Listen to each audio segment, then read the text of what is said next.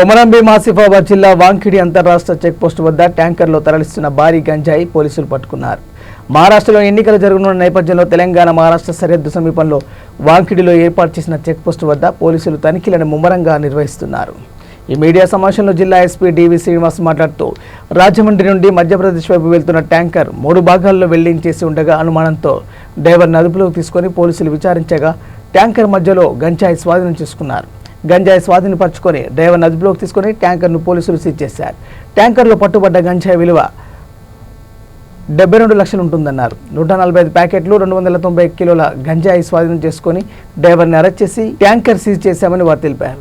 So Maharashtra election ఉన్నాయి, మనందరూ తెలుసు. దీనికి సంబంధించి మన ఇంటర్స్టేట్ బార్డర్లో 4 చెక్ పోస్టులు ఏర్పాటు చేశాము జిల్లా వ్యాప్తంగా.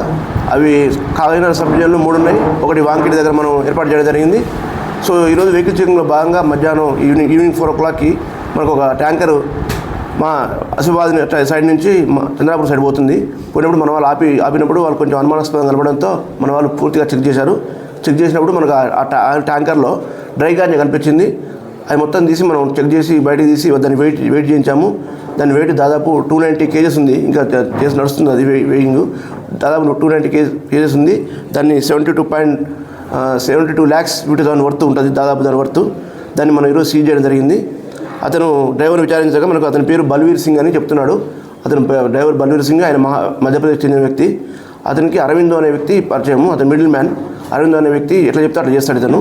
సో అరవిందో చెప్పిన ప్రకారం ఏం చేశాడంటే, ఈయన మహారాష్ట్ర స్టార్ట్ అయ్యి మన 29లో స్టార్ట్ అయ్యి ఈరోజు నిన్న 30వ తారీఖు అక్కడికి రాజమండ్రి దగ్గర పోయి ఒక డాబా దగ్గర వెయిట్ చేస్తుంటే ఒక వ్యక్తి వచ్చి అడిగాడు, నువ్వు అరవిందో పంపిన వ్యక్తి అంటే అవునని చెప్పాడు. సో రమ్మని చెప్పి తీసుకొని పోయి అడవులు తీసుకొని పోయి అది మొత్తం లోడ్ చేయడం జరిగింది. సో ఆ లోడ్ చేసిన తర్వాత తీసుకొని వస్తుంటే మనకు దొరకడం జరిగింది. సో ఈరోజు లారీని అతన్ని అరెస్ట్ చేయడం జరిగింది. లారీ సీజ్ చేశాము. దాంతోపాటు 290 kgs డ్రై గాంజాని కూడా సీజ్ చేయడం జరిగింది. సో ఇప్పుడు మనం నెక్స్ట్ అరవిందోని మనం కనుక పట్టుకోగలిగితే అతని నుంచి ఎవరైతే కల్టివేషన్ చేసేవాళ్ళు, అక్కడ ఎంపీల మధ్యప్రదేశ్లో కొనేవాళ్ళు, ఇవన్నీ కూడా మనకు తెలియడం జరుగుతుంది.